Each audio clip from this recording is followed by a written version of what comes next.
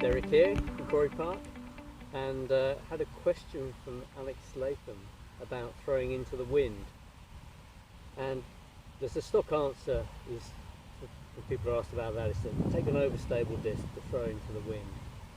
But I think one of the things I really wanted to get through to people is that there's different into the winds, and that's what you've really got to be thinking about. Because when you're throwing into the wind, biggest risk generally is that you open the underside of the disc to the wind, and then the wind's going to carry it off.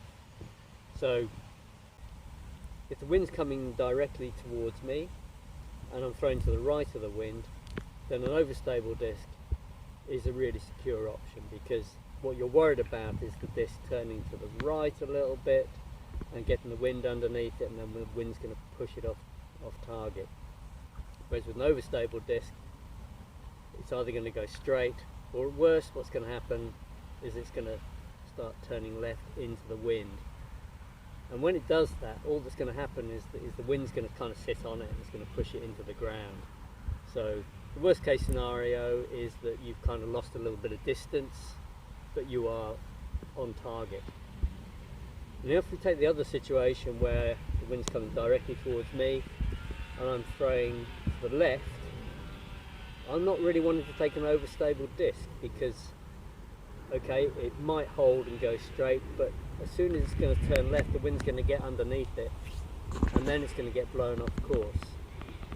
So throwing kind of into the wind but to the left of the wind, I'm actually thinking that something that's either even stability or even possibly slightly understable is going to be a safer option, because the last thing I want is for the underside of the disc to open up to the wind and get blown off course.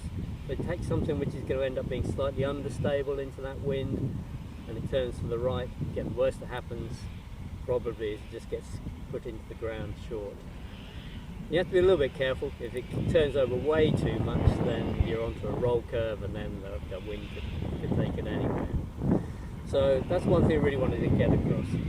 It's not simply am I throwing with the wind or into the wind. It's that subtlety about whether you're throwing slightly to the left or slightly to the right. And we should probably actually go out and throw a couple of demonstrators. So we're standing on the tee of Blue Hole 6 at Quarry Park and talking about throwing into the wind. And this is the classic hole, which is probably the most affected by wind of any of the holes on Quarry Park. And today we have our usual westerly wind, and that means the wind is coming into my face but slightly from the right. So this is a scenario where, depending on the strength of the wind, I've got two completely different shots that I might take. One I most normally would take would be to throw an overstable disc, going to the right of some alders in the middle of the fairway, going to the right of those, and have it come back. And the danger when it's really, really windy is I'm putting so much angle on that it never slows up, it keeps that velocity, and it just holds that line, and it just crashes possibly out of bounds, short and to the right.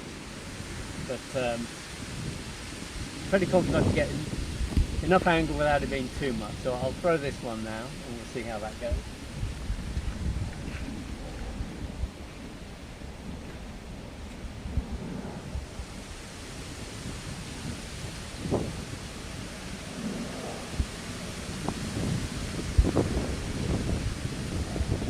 Just got away with that one. It almost did what I said I was afraid of, and it turned over and it was holding that line for a long time, going alongside the stream, and then I think it's just landed more or less on the tee of the next hole, which is a good place to be, but it was a little risky.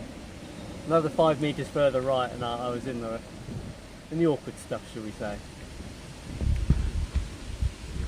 So, option 2. This is my Orion LS. This is an understable driver. And the idea with this throw is I'm going to know it's going to turn. I'm going to throw it into the wind, it's going to turn over, but all that's going to happen is it's going to land on a roll curve into an uphill slope, and I can't guarantee where it's going to end up, but I'm pretty sure it's not going to be out of bounds. And on this hole, when it's windy, being out of bounds either to the left over the hedge or to the right, not getting over the stream, is the biggest risk. So this is it's not going to be a great shot, but it's going to be a safe shot. So we'll see how this one goes.